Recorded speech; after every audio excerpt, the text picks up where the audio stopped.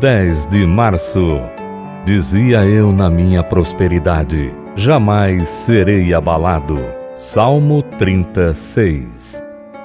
Moabe tem repousado nas fezes do seu vinho, não foi mudado de vasilha para vasilha. Deem a alguém riquezas e façam com que seus navios lhe tragam constantemente ricas mercadorias. Que os ventos e as ondas apresentem-se como servos dele e conduzam os navios através do profundo e forte mar. Façam com que as terras desta pessoa produzam em abundância e que o clima seja propício às suas colheitas. Permitam que o sucesso lhe sobrevenha ininterruptamente, que seja entre os homens um negociante bem-sucedido. Façam com que ele desfrute de saúde constante e deem-lhe um coração feliz. Deem-lhe um espírito esperançoso, que ele tenha perpetuamente uma canção nos lábios. Permitam que seus olhos estejam sempre brilhando com regozijo. Mesmo se tratando do melhor crente que já existiu, a consequência natural de tal estado de tranquilidade será a presunção.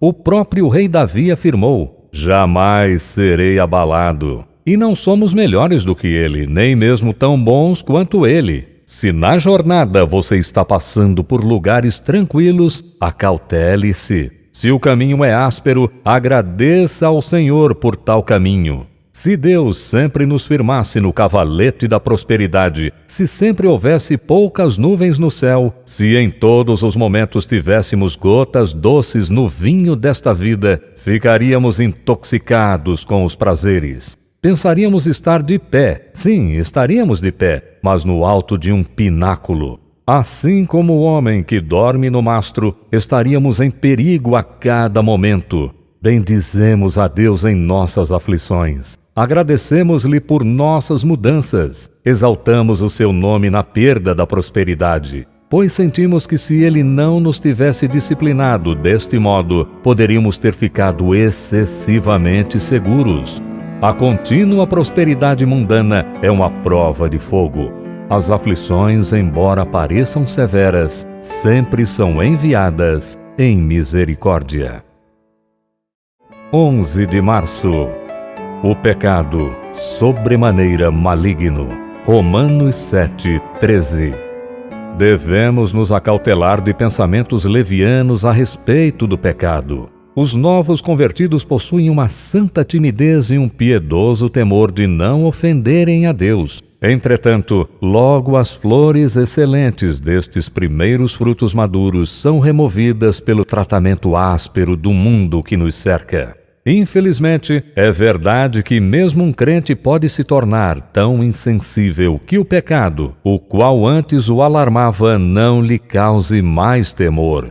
É de maneira progressiva que os homens se tornam familiarizados com o pecado. O ouvido no qual o canhão tem ribombado com frequência não escutará sons leves. A princípio, um pecado insignificante nos causa alarme, mas logo dizemos: isto é um pecado insignificante, não é? Então surge outro pecado, mais sério. Depois, outro. E pouco a pouco começamos a reputar o pecado como um pequeno erro, sem importância. Em seguida, brota a presunção ímpia. Não temos caído em pecados escandalosos. É verdade que tropeçamos um pouco, mas permanecemos firmes nas coisas mais importantes. Proferimos uma palavra impura, todavia, em sua maior parte, a nossa conversa tem sido consistente. Deste modo, justificamos o pecado e o disfarçamos, chamando-o por nomes elegantes. Crente, cuide para que não pense no pecado de forma frívola. Tenha cuidado para não cair aos poucos. O pecado é insignificante? Não é um veneno? As raposinhas não devastam os vinhedos? Pequenas batidas não são capazes de derrubar imensos carvalhos? O contínuo fluir das gotas de água não desgasta as rochas? O pecado é algo insignificante. O pecado vestiu a cabeça do Redentor com uma coroa de espinhos e feriu o coração dele. Fez o Salvador sofrer tortura, amargura e angústia. Se você pudesse avaliar o mais leve pecado em escalas de eternidade, fugiria dele, como de uma serpente, e aborreceria a menor aparência do mal.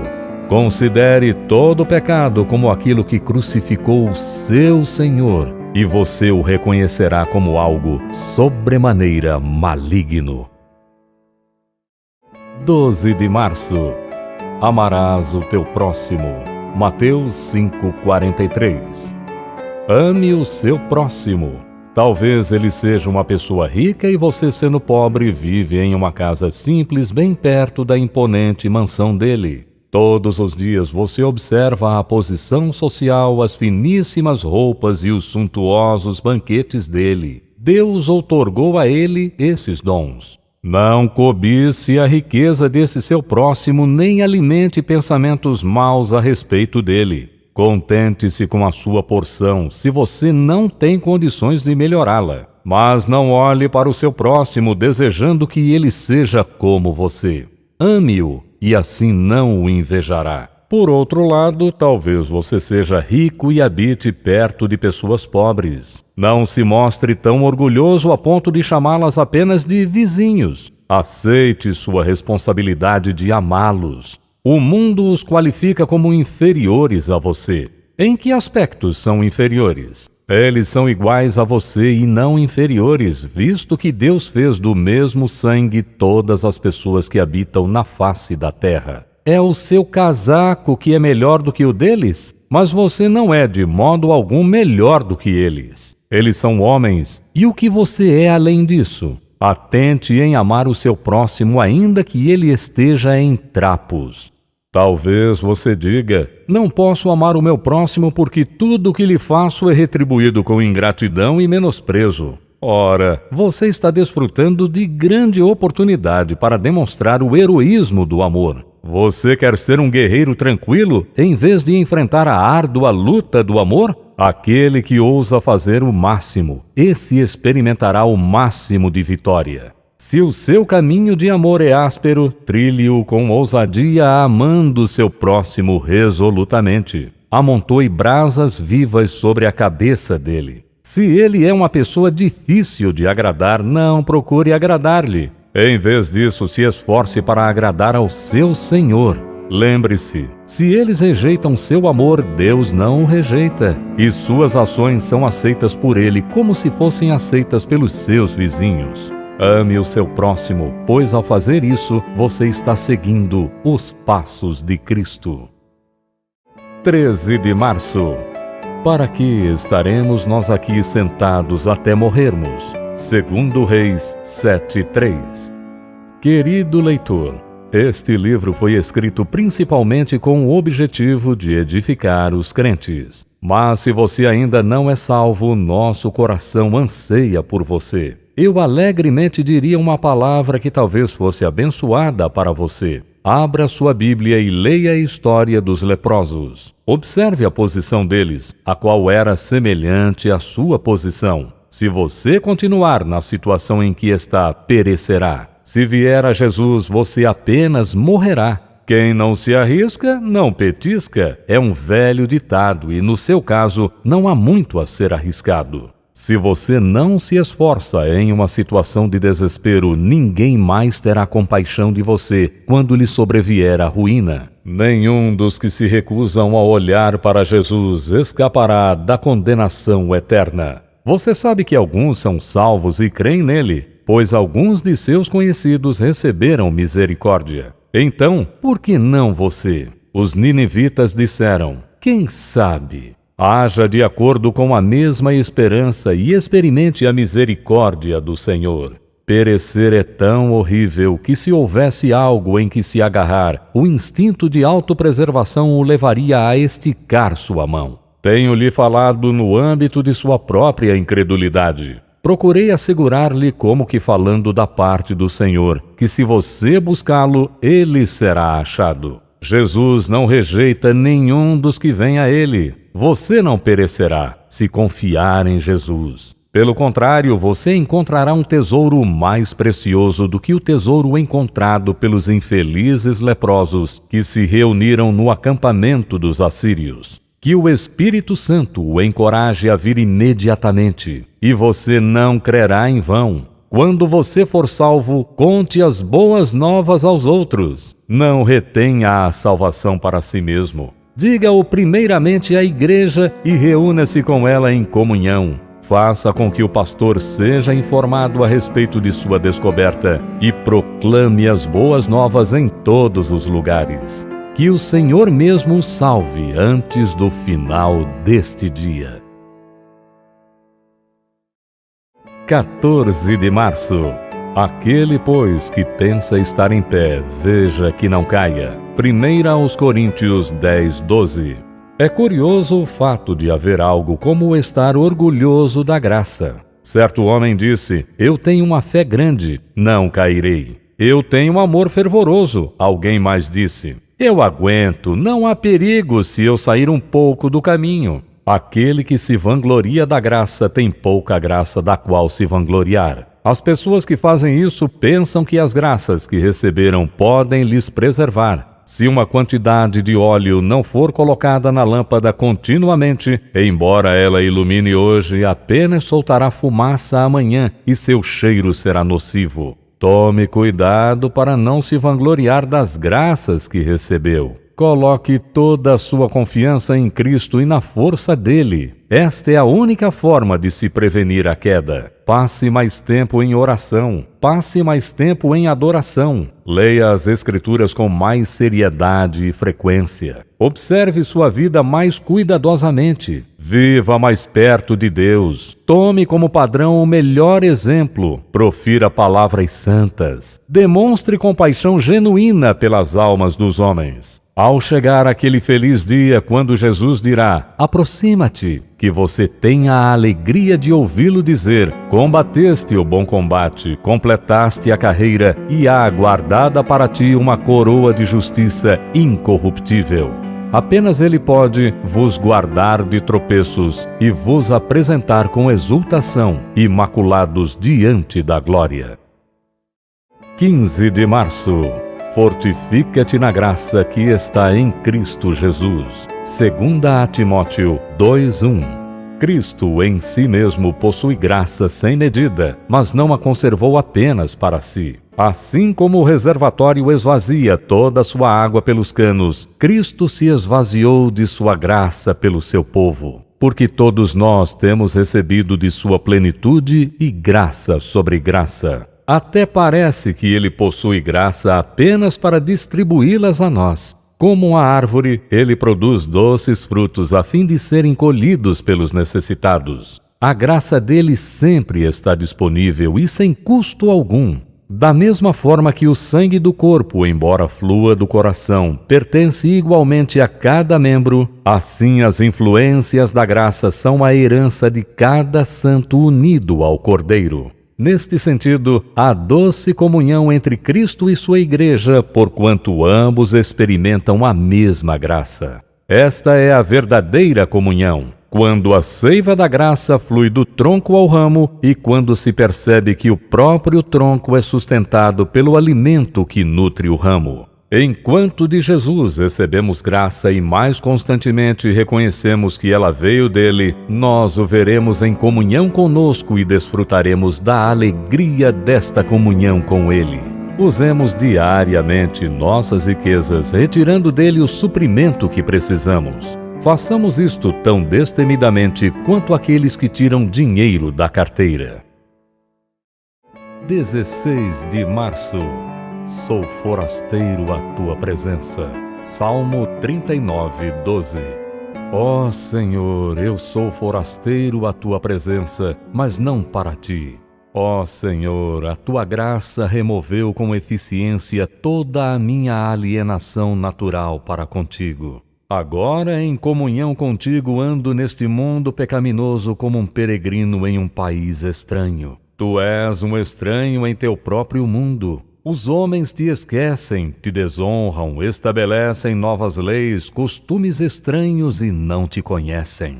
Quando teu querido filho veio para aqueles que eram seu povo, eles não o receberam. Ele esteve no mundo, o mundo foi feito por ele e o mundo não o conheceu. Nunca um estrangeiro foi considerado de caráter tão questionável quanto teu amado filho entre seu próprio povo. Portanto, não devo me admirar se ao viver a vida de Jesus eu for um estranho e desconhecido neste mundo. Ó Deus, não quero ser cidadão de um lugar no qual o Senhor Jesus foi um estrangeiro. As mãos traspassadas dele desataram as cordas que prendiam minha alma a este mundo. Agora me sinto um estranho na terra. Um bárbaro se sentiria mais à vontade num meio social elegante do que eu poderia me sentir na companhia de pecadores. No entanto, eis a doçura de meu quinhão. Sou um estranho juntamente contigo. Tu és meu companheiro no sofrimento e na peregrinação. Oh, que gozo é peregrinar com este bendito companheiro! O coração arde em meu íntimo quando tu falas comigo e, apesar de ser um viajante, sou muito mais abençoado do que os que sentam em tronos ou moram em casas confortáveis. Para mim não há lugar nem tempo, meu país será onde Deus quiser. Posso ficar calmo e quieto no lugar onde Deus estiver. Quando procuramos um lugar ou dele fugimos, a alma é infeliz em qualquer lugar. Mas com Deus a guiar nosso caminho, sempre é gozo sair ou ficar. 17 de março. Recomendando-nos que nos lembrássemos dos pobres. Gálatas 2:10. Por que Deus permite que muitos de seus filhos sejam pobres? Se ele desejasse, poderia fazer com que todos eles se tornassem ricos. Poderia deixar sacolas de ouro à porta da casa deles e prover-lhes uma enorme renda anual. Poderia espalhar ao redor da casa deles abundância de provisões, assim como ele fez as codornas caírem no arraial de Israel e chover pão do céu para alimentar os israelitas. Não há necessidade de serem pobres os filhos de Deus, exceto se ele vir que isto é o melhor. Pois são meus todos os animais do bosque. Deus poderia suprir seus filhos. Poderia fazer com que os mais ricos e os mais poderosos trouxessem todo o seu poder e riqueza e os depositassem aos pés dos filhos dele, visto que o coração de todos os homens está nas mãos dele. No entanto, ele resolveu não agir deste modo. Por quê? Existem muitas razões. Uma delas é esta: Deus quer dar a nós que somos bastante favorecidos oportunidade de mostrar nosso amor por Jesus. Mostramos nosso amor por ele quando cantamos a seu respeito e lhe dirigimos nossas orações. Todavia, se não houvesse pessoas necessitadas no mundo, perderíamos o agradável privilégio de evidenciar nosso amor por meio de ministrarmos, ofertando aos irmãos mais pobres. Ele determinou que, deste modo, provemos não se fundamentar nosso amor apenas em palavras, mas em verdade e em atitudes. Se amamos verdadeiramente a Cristo, nos preocuparemos com aqueles que são amados por Ele. Não devemos considerar um dever, e sim um privilégio o proporcionarmos alívio aos pobres do rebanho do Senhor, relembrando as palavras dele mesmo: sempre que o fizestes a um destes meus pequeninos irmãos, a mim o fizestes. Certamente esta promessa é doce o suficiente e esta causa forte o suficiente para induzir-nos a ajudar outros com mão disposta e coração amoroso. Lembrando que tudo que fazemos pelo povo dele é graciosamente aceito por Cristo como se feito para ele mesmo. 18 de março. Todos vós sois filhos de Deus mediante a fé em Cristo Jesus. Gálatas 3:26. A paternidade de Deus é comum a todos os seus filhos. Ó pouca fé, às vezes você diz: ó, que eu tenha a coragem de cristão, para que possa empunhar a espada do Senhor e ser tão valente quanto ele. Mas infelizmente eu tropeço diante do menor obstáculo e até uma sombra me faz sentir medo.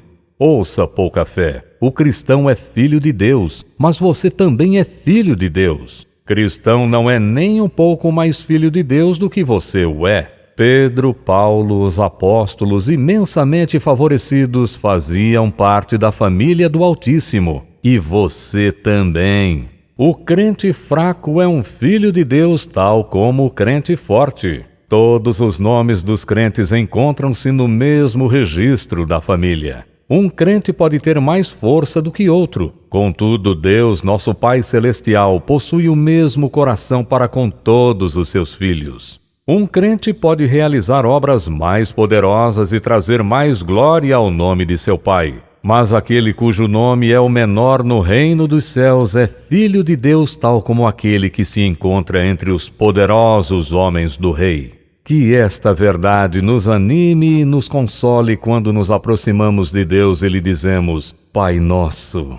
Porém, enquanto somos consolados por sabermos esta verdade, não descansemos contentes com uma fé pequena. Em vez disso, como os apóstolos, devemos pedir que nossa fé seja aumentada. Não importa o quão frágil é a nossa fé. Se ela é verdadeira fé em Cristo, alcançaremos o céu no final de nossa vida. Contudo, em nossa peregrinação não honraremos nosso Mestre o bastante, nem teremos abundância de alegria e paz. No entanto, se você deseja viver para a glória de Cristo e ser feliz na obra dele, procure ser cheio do espírito de adoção cada vez mais e mais. Esta aliança permanece segura, ainda que se curvem os antigos pilares da terra. O forte, o frágil e o débil agora são um em Jesus.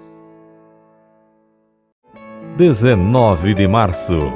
Pela fé se fortaleceu. Romanos 4:20. Crente, cuide de sua fé. Lembre-se, a fé é o único meio pelo qual você pode obter bênçãos. Se ao Senhor pedimos bênçãos, nada, exceto a fé, pode trazê-las até nós. A oração não pode obter bênçãos do trono de Deus se não for sincera e de pessoas crentes. A fé é o mensageiro angelical entre a alma e o Senhor Jesus na glória. Se a fé estiver retraída, não poderemos enviar orações ao Senhor nem receber as respostas. A fé é um fio telegráfico que une o céu à terra e por meio do qual as mensagens do amor de Deus correm tão rapidamente que antes de clamarmos, Ele nos ouve. Entretanto, se o fio telegráfico da fé estiver rompido, como poderemos receber a promessa? Estou em problemas? Por meio da fé posso receber ajuda. Estou sendo atacado pelo inimigo? Pela fé a minha alma descansa em seu querido refúgio, em Deus. Mas sendo a fé ausente, a nossa súplica a Deus será inútil. Não existe qualquer outro meio de comunicação entre a alma e Deus. No mais rigoroso inverno, a fé é a estrada pela qual os cavalos da oração viajam. Mas bloqueada a estrada, como podemos nos comunicar com o grande Rei? A fé me proporciona união com a divindade. A fé me reveste do poder de Deus e me coloca ao lado da onipotência de Jeová. A fé assegura-me que cada atributo de Deus está em minha defesa. Ajuda-me a desafiar as hostes do inferno. Faz-me marchar triunfante sobre o pescoço dos meus inimigos. Mas sem fé, como posso receber alguma coisa do Senhor? Aquele que hesita não deve esperar que receberá alguma coisa de Deus. Tudo é possível ao que crê. 20 de março. Meu amado. Cântico dos Cânticos 2:8. Este é o nome precioso que a igreja do passado deu ao ungido do Senhor. A igreja cantou: o meu amado é meu e eu sou dele. Ele apacenta o seu rebanho entre os lírios. Em seu Cântico dos Cânticos, ela sempre o chama por este nome deleitável, meu amado. Mesmo durante o longo inverno, quando a idolatria mirrou o jardim do Senhor, os profetas da igreja encontraram ocasião para deixar de lado por algum tempo o fardo do Senhor e cantar como fez Isaías. Cantarei ao meu amado o cântico do meu amado a respeito da sua vinha. Embora os santos nunca tivessem visto a face do Senhor, pois ele ainda não se havia tornado carne e habitado entre nós, e apesar de nenhum homem ter contemplado a glória dele, o Senhor foi a consolação de Israel, a esperança e a alegria de todos os eleitos, o amado de todos os que eram justos diante do Altíssimo. Nós que estamos nos dias de verão da Igreja desejamos falar sobre Cristo como o amado de nossa alma e sentir que Ele é preciosíssimo, o mais distinguido entre 10.000 e totalmente desejável. O fato de que a Igreja ama o Senhor é tão verdadeiro que o apóstolo ousou desafiar todo o universo a separá-la do amor de Cristo e declarou que nem perseguição, nem aflição, nem perigos, nem opressão, nem espada têm sido capazes de separá-la do amor de Cristo. O apóstolo se orgulhou com alegria. Em todas estas coisas, porém, somos mais que vencedores por meio daquele que nos amou. Ó, que nós conheçamos mais de Ti, Senhor precioso. Minha única possessão é o Teu amor, embaixo na terra ou em cima no céu. Não tenho qualquer outro abrigo. Com intenso fervor eu oro a cada dia. Te peço, imploro, eu quero estar contigo. 21 de março. Sereis dispersos cada um para a sua casa, e me deixareis só. João 16:32. Poucos se envolveram nas aflições do Getsêmani. A maioria dos discípulos não havia ainda crescido suficientemente na graça para serem admitidos a contemplar os mistérios da agonia. Ocupados com a celebração da Páscoa em seus próprios lares, os discípulos representam os muitos que vivem de acordo com as Escrituras, mas são apenas bebês quanto ao espírito do Evangelho. Somente 11 homens tiveram o privilégio de entrar no Getsêmani e ver essa grande maravilha. E dos 11, 8 permaneceram distantes. Eles tinham companheirismo, mas não daquele tipo íntimo ao qual homens grandemente amados são acolhidos. Somente 3 altamente favorecidos puderam se aproximar do véu do misterioso sofrimento de Nosso Senhor. No outro lado daquele véu, mesmo esses 3 não puderam entrar. Uma determinada distância tinha de existir entre eles e o Senhor. Ele devia pisar sozinho o lagar. Pedro e os 2 filhos de Zebedeu representam os poucos, experientes e eminentes santos, aos quais nos referimos como patriarcas. Tendo feito coisas grandiosas em águas grandiosas, eles em certa medida podiam medir as enormes ondas da emoção de seu Redentor. Alguns santos escolhidos por Deus receberam o privilégio de entrar no círculo íntimo de Nosso Senhor e ouvir as súplicas do sumo sacerdote em agonia. Isto para o bem de outros e o fortalecimento deles mesmos em futuros, especiais e terríveis conflitos. Tiveram comunhão com ele em seus sofrimentos e se conformaram com ele na sua morte. Apesar disso, mesmo esses santos privilegiados não puderam penetrar nos lugares secretos da aflição de Nosso Senhor. Teus desconhecidos sofrimentos é a notável expressão usada na liturgia grega. Havia uma câmara interior na agonia de Nosso Senhor, fechada ao conhecimento e à comunhão dos homens. Ali, Jesus foi deixado só. Ali, Jesus era, mais do que nunca, o dom inefável. 22 de março. Adiantando-se um pouco, prostrou-se sobre o seu rosto, orando. Meu Pai, se possível, passe de mim este cálice. Mateus 26:39. Existem vários elementos instrutivos na oração de Nosso Salvador em sua hora de provação. Esta foi uma oração proferida em solidão. Nosso Senhor se afastou até dos 3 discípulos mais favorecidos. Crente, permaneça por longo tempo em oração solitária, especialmente em tempos de provação. A oração familiar, a oração em grupo e a oração na igreja serão insuficientes. Esses tipos de oração são bastante preciosos, porém as melhores devoções são aquelas realizadas onde nenhum outro ouvido nos escuta, exceto o de Deus. A oração do Salvador foi humilde. Lucas declara que Jesus se ajoelhou, mas outro evangelista diz que ele prostrou-se em terra. Onde, então, deve ser seu lugar, humilde servo do grande mestre? Quanta cinza e pó deveriam cobrir sua cabeça? A humildade nos dá segurança em oração. Não existe qualquer esperança de prevalecermos com Deus, exceto se nos humilharmos para que Ele nos exalte no devido tempo. O Salvador fez a oração de um filho. Abba, Pai. Você descobrirá que reivindicar nossa adoção é uma fortaleza no dia da provação. Como um súdito, você não tem direitos, pois os perdeu por conta da traição. Mas nada pode confiscar de um filho o direito à proteção do pai. Diga, meu pai, ouve o meu clamor. Observe que a oração do Salvador foi também perseverante. Nosso Senhor orou 3 vezes. Seja como a viúva persistente, cuja vinda frequente obteve o que a primeira súplica não conseguiu. Finalmente, a oração do Salvador foi resignada. Pai, se queres, passa de mim este cálice. Contudo, não se faça a minha vontade, e sim a tua. Resigne-se, e Deus atenderá. Que tudo seja como Deus quer, e Ele determinará o que é melhor.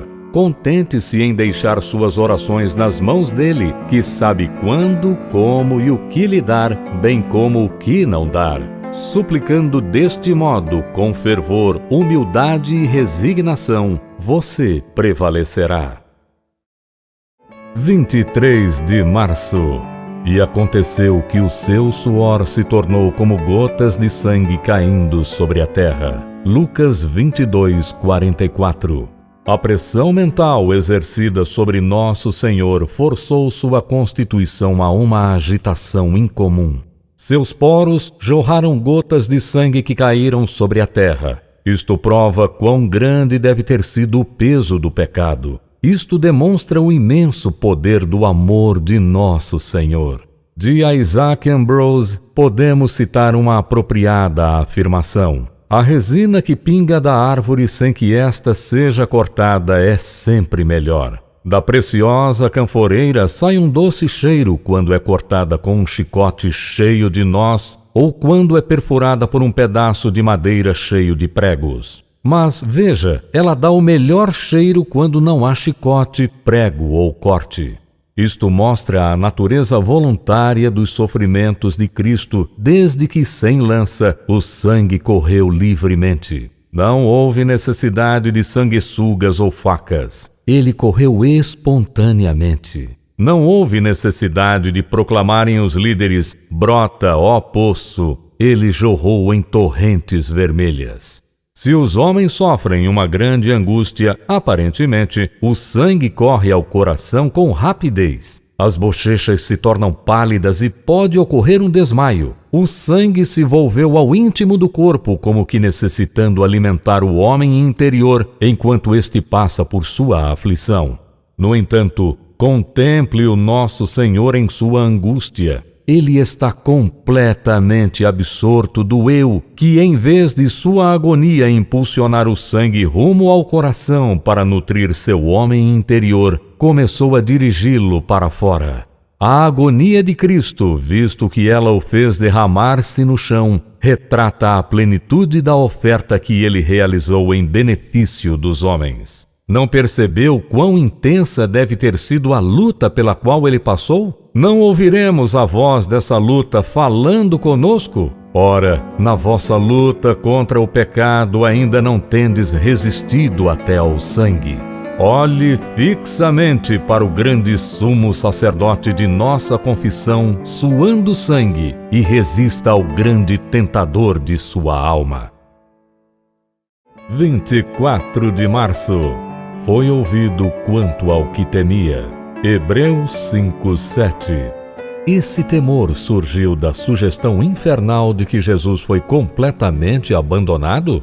Pode haver provações mais severas do que esta, mas, sem dúvida, uma das mais severas é ser completamente abandonado.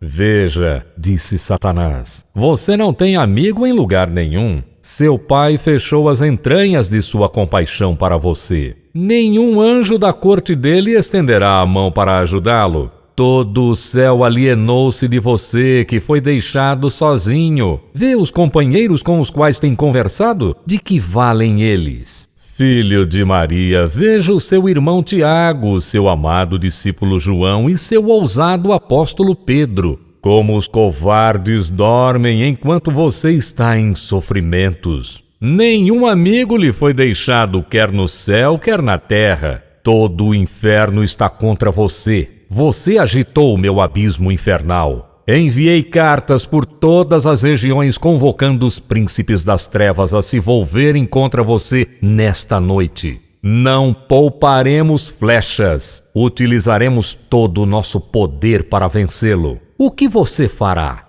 Talvez esta tenha sido a tentação. Eu creio que sim, porque a aparência de um anjo próximo a ele, encorajando-o, removeu aquele medo. Jesus foi ouvido quanto ao que temia. Ele não ficou mais sozinho. O céu passou a estar com ele. Talvez esta tenha sido a razão de seu retorno 3 vezes ao lugar onde seus discípulos estavam. Nas palavras de Hart, por 3 vezes ele foi e retornou como se buscasse dos homens alguma ajuda. Ele veria por si mesmo que todos os homens verdadeiramente o abandonariam. Ele os encontrou dormindo, mas talvez conseguisse um pouco de conforto com o pensamento de que dormiam não por infidelidade, mas por tristeza. Seus espíritos desejavam vigiar, mas a carne era fraca. De qualquer forma, ele foi ouvido quanto ao que temia. Jesus foi ouvido em sua mais profunda agonia. Ó minha alma, tu também serás ouvida. 25 de março. Com um beijo traís o Filho do Homem? Lucas 22, 48. Os beijos de um inimigo são enganosos. Esteja em alerta quando o mundo lhe mostrar uma face amável, pois ele há de traí-lo com um beijo, assim como o fez ao seu Senhor. Sempre demonstra grande reverência pelo cristianismo o homem que está prestes a apunhalá-lo. Acautele-se da hipocrisia disfarçada, que é o escudeiro da heresia e da infidelidade. Reconhecendo o poder de engano da impiedade, seja sábio como as serpentes para detectar e evitar os desígnios do inimigo. O jovem destituído de entendimento foi levado ao erro pelo beijo da mulher estranha. Que em todo este dia a sua alma esteja tão graciosamente instruída que o agradabilíssimo falar do mundo não terá qualquer efeito sobre você. Espírito Santo, não permita que eu, um débil filho de homem, seja traído com um beijo. O que acontecerá se você se tornar culpado do mesmo pecado maldito que Judas Iscariotes, o filho da perdição, cometeu? Você já foi batizado em nome do Senhor Jesus. É membro da manifesta igreja dele e participa da ceia do Senhor. Tudo isto representa os muitos beijos dos seus lábios. Você é sincero neles? Se eu não for sincero, sou um vil traidor. Você vive no mundo de maneira tão descuidada como vivem as outras pessoas e, apesar disso, confessa ser um seguidor de Jesus? Se isto é verdade, você expõe a religião ao ridículo e conduz homens a falar mal sobre o nome santo pelo qual é chamado. Com certeza, você está agindo de modo incoerente. Está sendo um Judas. Seria melhor você nunca ter nascido. Eu sou fiel nesta questão? Então, Senhor, mantém-me assim. Ó Senhor, torna-nos sinceros e verdadeiros, preserva-nos de todo caminho falso, nunca permita que venhamos a trair nosso Salvador. Ó Jesus, nós te amamos, e embora te entristeçamos com frequência, desejamos permanecer fiéis até a morte. Ó Senhor, guarda-me de professar seguramente minha fé e depois cair no lago de fogo por ter traído meu mestre com um beijo. 26 de março. Se é a mim, pois, que buscais, deixai ir estes. João 18:8. Ó minha alma, observa o cuidado que Jesus manifestou mesmo em sua hora de provação para com as suas ovelhas. O amor que o dominava se mostrou forte até a morte. Ele se entregou ao inimigo, mas interpôs uma palavra de poder a fim de livrar seus discípulos. No que diz respeito a ele mesmo, como uma ovelha diante de seus tosquiadores, ele se manteve calado e não abriu a boca. No entanto, por causa dos seus discípulos, o Senhor Jesus falou com energia poderosa. Isto é amor, constante, altruísta e fiel. Entretanto, neste versículo existe mais do que podemos ver a princípio. Não encontramos nestas palavras a própria alma e espírito da expiação? O bom pastor entrega a sua vida pelas ovelhas e por isso suplica que elas possam ir em liberdade. O fiador é preso. A justiça exige que vão embora aqueles em favor dos quais ele é o substituto. Em meio à servidão no Egito, a voz retine como uma palavra de poder: deixai ir estes. Os redimidos têm de sair livres da escravidão ao pecado e a Satanás. Em cada cela da prisão do desespero ecoa o som: deixai ir estes. Satanás ouve a voz bem conhecida e retira o pé do pescoço dos pecadores. A morte ouve a mesma voz e o sepulcro abre suas portas a fim de permitir que os mortos se levantem. O caminho dos redimidos é um caminho de progresso, santidade, triunfo e glória. E ninguém ousará impedi-los de avançar nesse caminho. Ali não haverá leão, animal feroz não passará por ele, nem se achará nele. A corça da manhã atraiu para si mesma os caçadores cruéis. Agora, as corças mais tímidas do campo podem alimentar-se em paz entre os lírios do amor de seu Senhor. O furor da ira de Deus caiu sobre a cruz do Calvário e os peregrinos de Sião nunca mais serão atingidos pelos raios da vingança. Venha e se regozije na imunidade que o Redentor lhe assegura e bendiga o nome dele neste dia e em todos os dias. 27 de março. Então os discípulos todos, deixando-o, fugiram. Mateus 26:56. O Senhor Jesus nunca abandonou seus discípulos, mas estes, movidos por um temor covarde quanto à sua vida, fugiram dele no início de seus sofrimentos. Isto é apenas um exemplo da fragilidade de todos os crentes quando estes são deixados a agir por si mesmos. Eles são apenas ovelhas e fogem quando o lobo aparece. Todos eles foram advertidos do perigo, mas prometeram morrer e não abandonar seu Senhor. Apesar disso, foram tomados por pavor repentino e fugiram. Pode acontecer que no início deste dia eu tenha fortalecido minha mente para suportar uma provação por amor ao Senhor e estou imaginando que com certeza demonstrarei perfeita fidelidade. Mas devo ter bastante cuidado comigo mesmo para que, possuindo o mesmo coração de incredulidade, não me afaste de meu Senhor como fizeram os apóstolos. Prometer é algo simples. Cumprir o que prometemos é outra coisa muito diferente. Ter permanecido ao lado de Jesus teria contribuído para a honra eterna dos apóstolos. Eles fugiram da honra. Oh, que eu seja guardado de imitá-los! Onde mais eles estariam tão seguros quanto ao lado do Senhor, que poderia facilmente chamar 12 legiões de anjos. Eles fugiram da verdadeira segurança. Ó Deus, não me permita fazer essa tolice.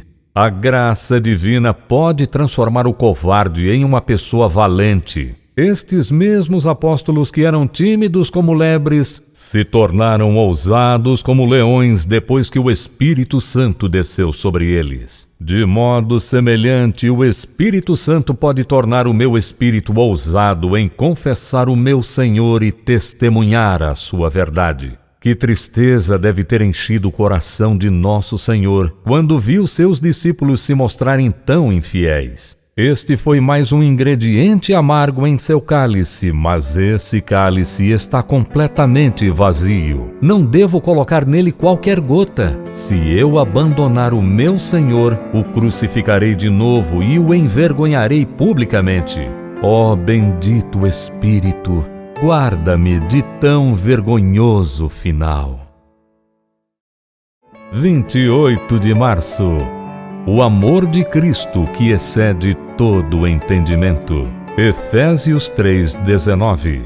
O amor de Cristo em sua doçura, plenitude, grandeza e fidelidade excede toda a compreensão humana. As palavras são incapazes de descrever o incomparável amor dele para com os homens. Este amor é tão amplo e ilimitado que, assim como a andorinha desliza pela superfície da água e não mergulha às profundezas, assim também as palavras descritas apenas tocam a superfície deste amor, enquanto profundezas insondáveis permanecem embaixo. Bem diria o profeta: ó amor, tua profundidade é impenetrável, pois este amor de Cristo é de fato sem medida e sem fim. Nenhum outro pode igualar-se. Antes de termos qualquer ideia correta sobre o amor de Cristo, precisamos entender a sua glória anterior nas alturas da majestade e em sua encarnação na terra com todas as suas vergonhas. Mas quem pode descrever a majestade de Cristo? Quando estava entronizado nas alturas celestes, ele era Deus tanto quanto Deus. Por meio dele, os céus foram criados, bem como todas as suas hostes. Seu próprio braço todo-poderoso sustentava as esferas. Os louvores dos querubins e serafins rodeavam-no continuamente.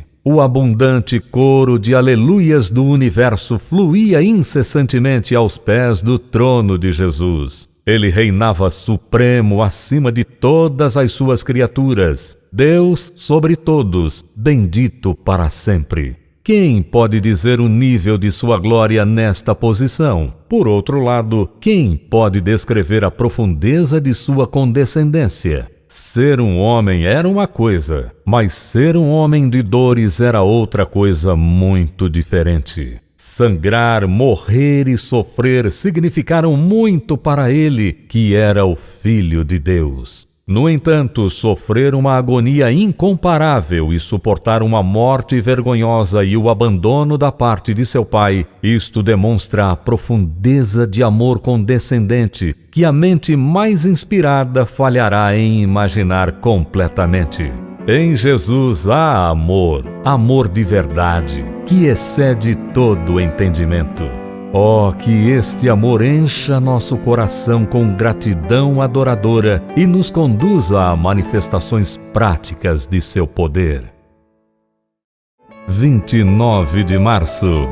Embora sendo filho, aprendeu a obediência pelas coisas que sofreu. Hebreus 5:8. O capitão de nossa salvação foi aperfeiçoado por meio do sofrimento. Portanto, nós que somos pecadores e imperfeitos não podemos nos admirar se também formos chamados a enfrentar sofrimentos. O cabeça será coroado com espinhos e os outros membros do corpo serão embalados no agradável colo da tranquilidade? Cristo tem de passar pelo oceano de seu próprio sangue a fim de ganhar a coroa, e nós caminharemos em direção ao céu calçados com sandálias de prata? Não. A experiência de nosso Senhor nos ensina que o sofrimento é necessário e o verdadeiramente nascido de novo, Filho de Deus, não deve e não escaparia dele caso pudesse. Entretanto, existe um pensamento reconfortante no fato de que Cristo foi aperfeiçoado pelas coisas que sofreu. Ele pode demonstrar completa simpatia para conosco. Cristo não é um sumo sacerdote que não se comove pelos sentimentos de sua fraqueza. Nesta simpatia de Cristo encontramos um poder sustentador. Um dos primeiros mártires disse: eu posso suportar tudo, pois Jesus sofreu e agora ele sofre em mim. Ele simpatiza comigo e isto me faz forte. Crente, aproprie-se deste pensamento em todos os momentos de aflição. Permita que esta verdade a respeito de Jesus o fortaleça à medida que você segue os passos dele. Encontre um estímulo revigorante na simpatia de Jesus. Lembre-se de que o sofrimento é uma honra. Sofrer por causa de Cristo é uma glória. Os apóstolos se regozijaram por haverem sido considerados dignos de sofrerem por causa de Jesus. O Senhor nos dará graça para sofrermos por e com Cristo. As joias de um crente são suas aflições. As insígnias dos reis que Deus ungiu são os problemas, as tristezas e as aflições deles. Portanto, não evitemos o ser honrados e exaltados. A dor nos exalta e os problemas nos elevam. Se perseveramos, também com ele reinaremos. 30 de março. Foi contado com os transgressores. Isaías 53, 12. Por que Jesus permitiu que contassem-no com pecadores?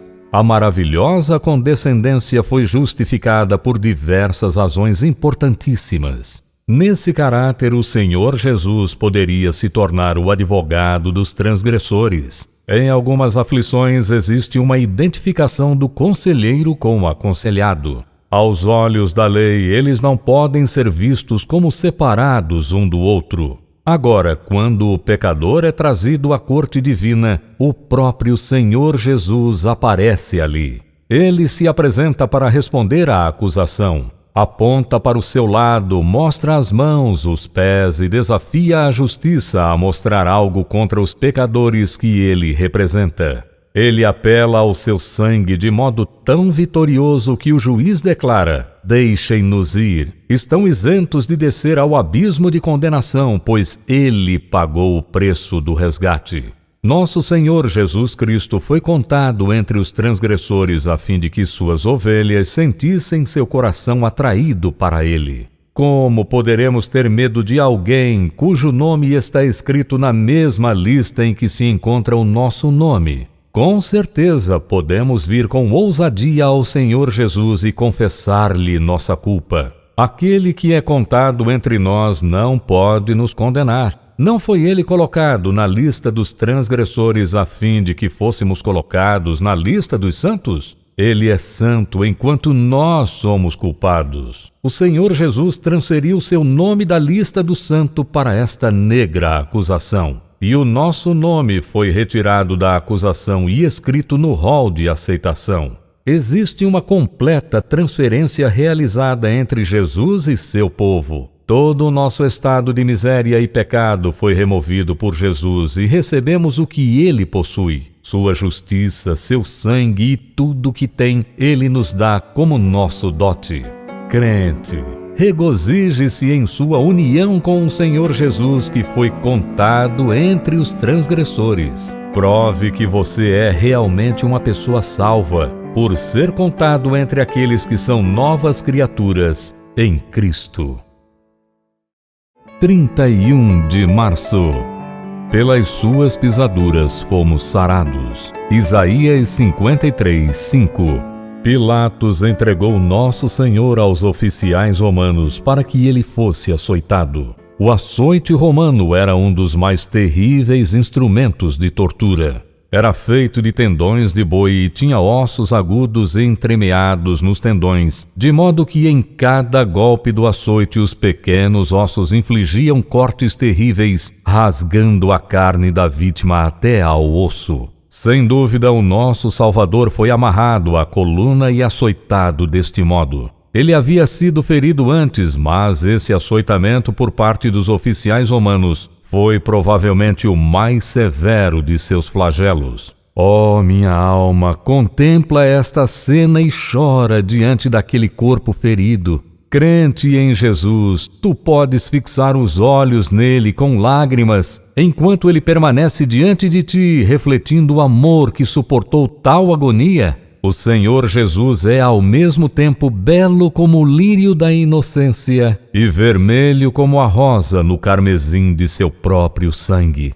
Quando sentimos a verdadeira e bendita cura que as feridas dele produziram em nós, nosso coração se dilata imediatamente com amor e pesar? Se amamos o nosso Senhor Jesus, temos de sentir agora mesmo esta afeição crescendo em nosso íntimo. Com alegria iríamos ao nosso quarto e choraríamos, mas desde que nossas obrigações não o permitem, em primeiro lugar oraremos. Ó amado, imprime a imagem de teu próprio eu sangrento na tábua de nosso coração durante todo este dia. E quando a noite chegar, retornaremos à comunhão contigo e sentiremos pesar devido ao fato que nossos pecados te custaram tanto sofrimento. Vejam como Jesus é paciente. Insultado de modo mais indigno, pecadores ataram as mãos todo-poderosas e cuspiram na face do Criador benigno. Suas têmporas feridas com espinhos derramam sangue em grande profusão. Suas costas chicoteadas, mas chicotes ainda mais cortantes, partem seu meigo coração.